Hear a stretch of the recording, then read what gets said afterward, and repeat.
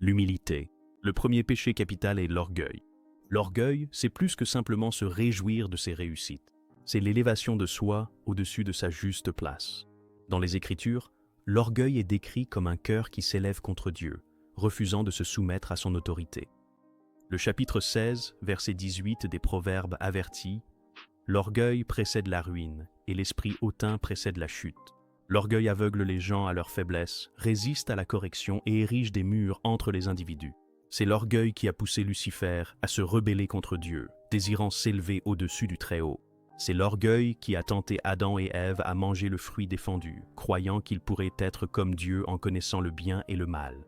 Au fond, l'orgueil déplace le centre de la vie de la gloire de Dieu vers la gloire de soi. La qualité cachée qui vainc l'orgueil est l'humilité. L'humilité n'est ni la haine de soi, ni une faible estime de soi. Au contraire, c'est une reconnaissance juste de sa position devant Dieu et devant les autres. Être humble, c'est reconnaître sa dépendance envers Dieu pour chaque souffle, chaque capacité et chaque réussite. C'est aussi voir les autres comme créés à l'image de Dieu, dignes de respect et d'amour. Le chapitre 2 de l'Épître aux Philippiens, versets 3 à 4, donne l'instruction la plus claire. Ne faites rien par esprit de rivalité ou par vaine gloire, mais que l'humilité vous fasse regarder les autres comme étant au-dessus de vous-même. Cela ne signifie pas penser que les autres sont meilleurs en tout, mais placer leurs besoins avant les vôtres, tout comme le Christ l'a fait. Le Christ est l'exemple parfait d'humilité. Bien qu'il fût égal à Dieu, il s'est dépouillé lui-même, prenant la condition de serviteur et s'est humilié jusqu'à la mort sur la croix. En suivant son exemple, les croyants résistent à l'attrait de l'orgueil et apprennent à servir plutôt qu'à exiger d'être servis. L'humilité permet à une personne d'accepter la correction sans amertume, de se réjouir du succès des autres sans envie et de dépendre entièrement de la sagesse de Dieu plutôt que de sa propre compréhension. L'humilité est une arme cachée car elle agit en silence mais avec puissance. Là où l'orgueil réclame l'attention, l'humilité n'en cherche aucune. Là où l'orgueil détruit les relations, l'humilité les restaure. Et là où l'orgueil défie Dieu, l'humilité s'incline en adoration. L'amour, le deuxième péché capital est l'envie. L'envie est le ressentiment qu'une personne éprouve lorsque quelqu'un d'autre possède quelque chose qu'elle désire. Ce n'est pas simplement vouloir ce qu'un autre possède, mais souffrir du fait qu'il le possède et souhaiter que cela lui soit retiré. L'envie empoisonne le cœur, car elle ne peut pas se réjouir de la bénédiction d'autrui. Au lieu de la gratitude, elle engendre l'amertume. Les Écritures donnent plusieurs exemples de l'envie menant au péché.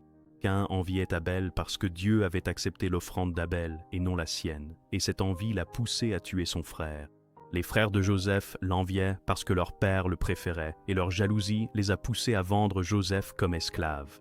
Les chefs religieux enviaient Jésus à cause de son autorité et des foules qui le suivaient, et cette envie a contribué à leur complot pour le crucifier. La qualité cachée qui triomphe de l'envie est l'amour. L'amour, tel que défini dans la première épître aux Corinthiens chapitre 13, n'est pas envieux, mais se réjouit de la vérité. Le véritable amour regarde vers l'extérieur plutôt que vers l'intérieur. Il n'est pas jaloux du succès ou des bénédictions des autres, mais se réjouit lorsque d'autres sont honorés. L'amour oriente le cœur vers la recherche du bien pour autrui, plutôt que d'être consumé par les comparaisons. C'est pourquoi Jésus commande à ses disciples d'aimer leurs prochains comme eux-mêmes. Lorsque l'amour remplit le cœur, l'envie n'a plus de place pour s'enraciner. L'amour se renforce grâce à la gratitude. Un cœur reconnaissant reconnaît que tout don parfait vient de Dieu, comme il est dit dans Jacques chapitre 1, verset 17. La gratitude apprend à voir les bénédictions dans sa propre vie, plutôt que de se focaliser sur ce que possèdent les autres. Associée à l'amour, la gratitude change la perspective. Au lieu d'envier le don de quelqu'un d'autre, le croyant peut s'en réjouir comme d'une preuve de la bonté de Dieu. Un autre aspect essentiel de l'amour est le contentement. Hébreux chapitre 13, verset 5 enseigne « Que votre vie soit exempte d'amour de l'argent. Contentez-vous de ce que vous avez, car Dieu lui-même a dit « Je ne te délaisserai point et je ne t'abandonnerai point ». L'amour enraciné dans la présence de Dieu reconnaît que le plus grand trésor n'est ni les possessions ni le statut, mais la communion avec lui. Cela libère une personne du cycle sans fin de la comparaison et de la rivalité. L'envie épuise la joie, mais l'amour la restaure. L'amour transforme la comparaison en célébration, la rivalité en communion et l'amertume en bénédiction. La patience. Le troisième péché capital est la colère. La colère est plus qu'une simple irritation ordinaire. C'est une colère devenue incontrôlable qui envahit la pensée et l'action avec un désir de vengeance. La colère déforme le jugement, aggrave les conflits et peut mener à des paroles destructrices ou à des actes violents. L'Écriture décrit la colère comme une œuvre de la chair qui conduit à la ruine.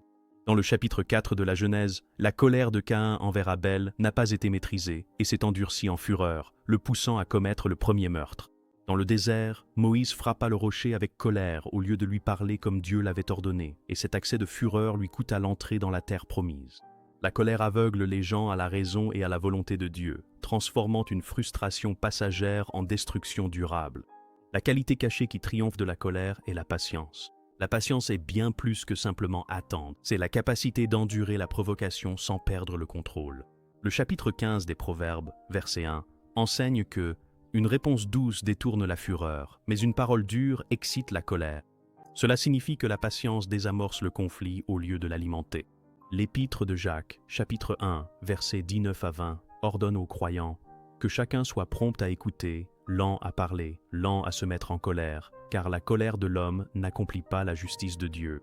La patience agit comme un bouclier, empêchant une irritation passagère de se transformer en colère pécheresse. La patience se développe grâce à la maîtrise de soi, l'un des fruits de l'esprit mentionné dans Galates, chapitre 5. La maîtrise de soi donne à une personne la force de réfréner ses impulsions, de réfléchir avant d'agir et de peser les conséquences de ses paroles et de ses actes. La patience grandit aussi grâce au pardon. Éphésiens chapitre 4, verset 32, exhorte les croyants à être bons, compatissants et à se pardonner les uns aux autres, comme Dieu les a pardonnés en Christ. Lorsque le pardon est choisi, la colère perd son carburant, car le cœur renonce au droit de riposter. Le Christ a fait preuve d'une patience parfaite, même face à des souffrances injustes. Insulté, il ne rendait pas les injures. Maltraité, il ne menaçait pas, mais s'en remettait à Dieu qui juge avec justice. En suivant son exemple, la colère est vaincue non par la force égale, mais par une fidélité inébranlable. La colère consume, mais la patience guérit. La patience apaise la colère, prévient les destructions irréfléchies et remplace le cycle de la vengeance par la paix. Diligence. Le quatrième péché capital est la paresse. La paresse n'est pas simplement une fainéantise physique, mais une apathie spirituelle plus profonde. C'est le refus de faire ce que Dieu exige, que ce soit dans le travail, le culte ou l'amour. La paresse néglige les responsabilités et évite les efforts, préférant le confort et la facilité à la discipline et à la diligence. Dans le livre des Proverbes, chapitre 24, versets 30 à 34, l'auteur décrit son passage devant le champ d'un paresseux envahi par les ronces et couvert d'orties, dont le mur de pierre est en ruine. Cette image montre comment la paresse laisse la vie sombrer dans la ruine par négligence. Dans le Nouveau Testament, Jésus avertit, dans la parabole des talents, que le serviteur qui a enterré son don au lieu de l'utiliser a été qualifié de mauvais et de paresseux, condamné non pas pour avoir fait quelque chose de mal, mais pour n'avoir rien fait du tout. La paresse résiste à la croissance, évite l'obéissance et conduit à la décadence spirituelle. La qualité cachée qui triomphe de la paresse est la diligence. La diligence est un effort constant et régulier appliqué aux responsabilités et à la recherche de la volonté de Dieu. Le chapitre 13, verset 4 des Proverbes dit « L'âme du paresseux a des désirs qu'il ne peut satisfaire, tandis que l'âme des diligents sera abondamment rassasiée. » La diligence ne signifie pas une agitation frénétique, mais une persévérance fidèle dans ce que Dieu a confié. Elle consiste à mettre l'esprit et les mains au travail, même lorsque c'est difficile ou incommode. La diligence découle d'un sens du but. Colossiens chapitre 3, verset 23, exhorte les croyants à travailler de tout leur cœur, comme pour le Seigneur et non pour les hommes. Lorsqu'une personne comprend que chaque tâche, même la plus petite, est un service rendu à Dieu, la paresse perd de son attrait. La diligence se développe aussi par la discipline, car les habitudes de prière, d'étude et d'obéissance renforcent la volonté contre la paresse. L'Esprit équipe les croyants pour porter du fruit par une pratique constante, transformant les moments d'effort en fidélité tout au long de la vie. Le Christ est le modèle ultime de la diligence. Il a dit dans Jean chapitre 9, verset 4, « Il nous faut accomplir les œuvres de celui qui m'a envoyé tant qu'il fait jour. La nuit vient où personne ne peut travailler. » Il a mené à bien sa mission sans négligence ni hésitation. Dans son exemple, la diligence n'est pas un fardeau, mais un acte d'amour et d'obéissance. La paresse gaspille, mais la diligence construit. La diligence restaure la discipline, rachète le temps et oriente la vie vers un service fructueux. Générosité. Le cinquième péché capital c'est la cupidité. La cupidité est un désir excessif de richesse, de possession ou de pouvoir, au-delà de ce qui est nécessaire à la vie ou à la piété. Ce n'est pas simplement vouloir subvenir à ses besoins, mais désirer toujours plus, sans jamais être satisfait, souvent au détriment des autres. L'Écriture qualifie la cupidité d'idolâtrie dans Colossiens chapitre 3, verset 5, car elle remplace la confiance en Dieu par la confiance dans le gain matériel. La cupidité a poussé Akan dans le livre de Josué à prendre les objets dévoués de Jéricho, attirant ainsi le jugement sur Israël. Géhazi, serviteur d'Élisée, fut frappé de lèpre parce qu'il poursuivit les cadeaux de Naaman avec une cupidité trompeuse. Judas Iscario a trahi le Christ pour 30 pièces d'argent, aveuglé par l'amour de l'argent. La cupidité ne satisfait jamais.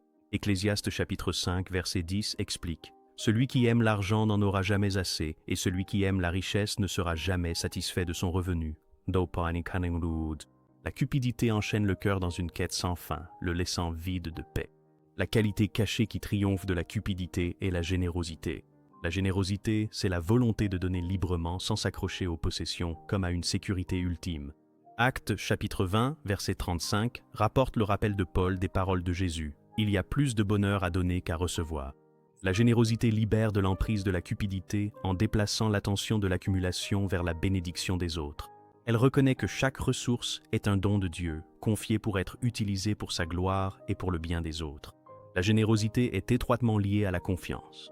Hébreux chapitre 13, verset 5 enseigne aux croyants de garder leur vie libre de l'amour de l'argent et d'être contents de ce qu'ils ont, car Dieu a dit « Je ne te délaisserai jamais et je ne t'abandonnerai jamais ».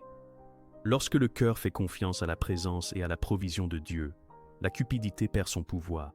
Le contentement renforce la générosité parce que l'âme est satisfaite en Dieu et non dans les possessions. Le Christ a incarné la générosité dans son sens le plus profond. Bien qu'il fût riche, pour nous, il s'est fait pauvre afin que, par sa pauvreté, nous soyons enrichis, comme il est écrit dans 2 Corinthiens chapitre 8, verset 9. Sa vie et sa mort furent le don ultime. En le suivant, les croyants apprennent que donner n'est pas une perte, mais un gain. La cupidité amasse, mais la générosité libère. La cupidité asservit, mais la générosité affranchit. La cupidité prend sans fin, mais la générosité reflète le cœur de Dieu qui donne abondamment. Tempérance. Le 6e péché capital est la gourmandise. La gourmandise est l'excès de nourriture, de boisson ou de toute forme de consommation au-delà de ce qui est nécessaire pour la santé ou la piété. Il ne s'agit pas simplement d'apprécier un repas, mais de laisser l'appétit contrôler le comportement. Le livre des Proverbes, chapitre 23, versets 20 à 21, avertit « Ne sois pas parmi les buveurs de vin, ni parmi ceux qui se livrent à la gourmandise de viande, car le buveur et le gourmand s'appauvriront, et l'assoupissement les revêtira de haillons. » La gourmandise réduit le corps, qui est censé être le temple du Saint-Esprit, à un simple instrument de satisfaction. Elle émousse la vigilance spirituelle, affaiblit la maîtrise de soi et conduit souvent à d'autres péchés. Ésaü a échangé son droit d'aînesse contre un simple repas, montrant ainsi comment un appétit incontrôlé peut détruire une bénédiction à long terme pour une satisfaction immédiate. Les Israélites dans le désert sont également tombés dans la gourmandise lorsqu'ils ont désiré de la viande au-delà de la manne que Dieu leur avait donnée, et leur convoitise a attiré le jugement. La qualité cachée qui permet de vaincre la gourmandise est la tempérance. La tempérance signifie la modération et la maîtrise de soi dans l'utilisation des bonnes choses. Elle ne rejette pas la nourriture ni la boisson, mais régule l'appétit afin qu'il serve la santé, la gratitude et l'adoration, au lieu de devenir un maître. Le chapitre 5 de l'Épître aux Galates énumère la maîtrise de soi comme un fruit de l'esprit, montrant que la tempérance ne s'obtient pas par la seule force humaine, mais par l'œuvre transformatrice de Dieu dans le cœur. La tempérance implique la discipline. Le chapitre 9, versets 26 à 27 de la première épître aux Corinthiens montre Paul comparant la vie chrétienne à celle d'un athlète qui exerce la maîtrise de soi en toutes choses, disciplinant son corps et le maintenant sous contrôle de peur d'être disqualifié. De la même manière qu'un athlète limite certaines libertés pour gagner en force et en endurance, les croyants limitent leurs excès afin de rester spirituellement affûtés et prêts à servir. La tempérance est aussi enracinée dans la reconnaissance. Lorsque la nourriture et la boisson sont reçues avec gratitude envers Dieu, elles restent des bénédictions plutôt que de devenir des idoles. La prière avant les repas, aussi simple qu'elle puisse paraître, rappelle au cœur que la nourriture est un don, non un droit. Cette gratitude façonne la retenue, aidant une personne à s'arrêter à la suffisance au lieu de poursuivre l'excès. La gourmandise asservit à l'appétit, mais la tempérance restaure la liberté. La gourmandise trouble la clarté spirituelle, mais la tempérance l'affine. La gourmandise consume, mais la tempérance oriente même le fait de manger et de boire vers la gloire de Dieu. La chasteté. Le 7e péché capital est la luxure. La luxure est un désir excessif de plaisir sexuel qui ne tient pas compte du dessein de Dieu pour la pureté et la fidélité de l'alliance. La luxure déforme le désir, réduisant les autres à des objets au lieu de les honorer comme des personnes créées à l'image de Dieu. Jésus a abordé la luxure directement dans Matthieu chapitre 5, versets 27 à 28, enseignant que quiconque regarde une femme avec un désir impur a déjà commis l'adultère avec elle dans son cœur. La luxure commence intérieurement, dans la pensée et l'imagination, avant de mener à une action extérieure. Si elle n'est pas maîtrisée, elle asservit l'esprit et le corps, menant à des relations brisées, à la honte et à la rébellion contre la sainteté de Dieu. Des exemples dans les Écritures incluent le péché de David avec Bathsheba, qui a commencé par un regard insistant et a évolué en adultère, puis en meurtre. Samson est également tombé à plusieurs reprises dans la luxure, ce qui a affaibli son appel et a finalement conduit à sa chute. La vertu cachée qui triomphe de la luxure est la chasteté. La chasteté est la discipline de la pureté sexuelle en pensée, en parole et en action, que l'on soit célibataire ou marié. Il ne s'agit pas simplement de s'abstenir d'actes extérieurs d'immoralité, mais de cultiver une vie intérieure de sainteté. 1 Thessaloniciens chapitre 4, versets 3 à 5, enseigne que la volonté de Dieu est que les croyants s'abstiennent de l'immoralité sexuelle, qu'ils maîtrisent leur corps dans la sainteté et l'honneur, et non dans la passion de la convoitise, comme ceux qui ne connaissent pas Dieu. La chasteté forme le cœur à orienter le désir vers les desseins de Dieu plutôt que vers la satisfaction égoïste. La chasteté se développe par la vigilance. Job déclara dans Job chapitre 31, verset 1, qu'il avait fait une alliance avec ses yeux pour ne pas regarder une jeune femme avec convoitise. Cela montre que la pureté commence par la protection des sens et le choix de ce que l'on regarde et sur quoi l'on s'attarde. La chasteté grandit aussi par le renouvellement de l'esprit. Romains chapitre 12, verset 2 ordonne aux croyants de ne pas se conformer à ce monde, mais d'être transformés par le renouvellement de l'esprit, qui vient par la parole de Dieu et la puissance de l'esprit. Le Christ offre à la fois le modèle et les moyens de la chasteté. Il traitait chaque personne avec dignité, jamais avec exploitation. Et par son esprit, les croyants reçoivent la force de crucifier la nature pécheresse et de marcher dans la sainteté. La convoitise asservit, mais la chasteté libère. La convoitise avilit, mais la chasteté restaure l'honneur. La convoitise mène à la corruption, mais la chasteté préserve le cœur pour le service de Dieu. La crainte du Seigneur. Au-delà des vertus spécifiques qui triomphent de chaque péché capital, l'Écriture révèle une vertu cachée qui les soutient toutes, la crainte du Seigneur. Proverbe chapitre 9, verset 10 déclare que la crainte du Seigneur est le commencement de la sagesse et la connaissance du saint est l'intelligence. La crainte du Seigneur ne signifie pas la terreur du châtiment, mais une révérence admirative devant la sainteté, la majesté et l'autorité de Dieu. C'est la reconnaissance que Dieu seul règne sur la vie et l'éternité, et que chaque pensée, chaque parole et chaque action se déroulent devant sa présence. Cette révérence engendre à la fois l'humilité et l'obéissance, façonnant le cœur à se détourner du mal. La crainte du Seigneur vainc l'orgueil en rappelant à l'âme que seul Dieu est exalté. Elle vainc l'envie en focalisant l'attention sur sa providence parfaite. Elle vainc la colère en enseignant que la vengeance appartient à Dieu, non à l'homme. Elle vainc la paresse en éveillant l'urgence d'accomplir l'œuvre du Seigneur tant qu'il fait jour. Elle vainc la cupidité en montrant que le trésor éternel est plus grand que les richesses terrestres. Elle vainc la gourmandise en enseignant que le corps est le temple de Dieu, à traiter avec soin et discipline. Et elle vainc la luxure en tournant le regard vers la sainteté et la pureté plutôt que vers le plaisir éphémère. Ce trait caché n'est pas simplement une attitude, mais un fondement pour vivre. Le chapitre 14, verset 27 des Proverbes, appelle la crainte du Seigneur une source de vie, détournant les gens des pièges de la mort. Lorsqu'un croyant vit dans la conscience constante de la présence de Dieu, le péché perd beaucoup de son attrait. Le cœur devient prudent face à l'égarement, soigneux dans ses paroles et diligent dans ses actions. La crainte du Seigneur conduit aussi à une confiance plus profonde. Le psaume chapitre 34, verset 9 exhorte « Craignez le Seigneur, vous ses saints, car ceux qui le craignent ne manquent de rien. » Cette révérence ancre la foi dans sa sollicitude, remplaçant les fausses promesses du péché par la provision certaine de Dieu. Chaque autre vertu, l'humilité, l'amour, la patience, la diligence, la générosité, la tempérance et la chasteté, puisent sa force dans celle-ci. La crainte du Seigneur les unit, créant une vie orientée vers la gloire de Dieu et protégée contre la puissance du péché. Chaque vertu cachée qui triomphe du péché renvoie à une vie parfaite, la seule vie qui est vécue sans péché du tout. Mais comment a-t-il fait? Et que peut nous apprendre son parcours sur la manière de vaincre la tentation et de marcher dans la justice aujourd'hui? Regardez la prochaine vidéo, toute la vie de Jésus expliquée en détail, pour découvrir comment chaque instant de sa vie révèle le modèle pour la nôtre.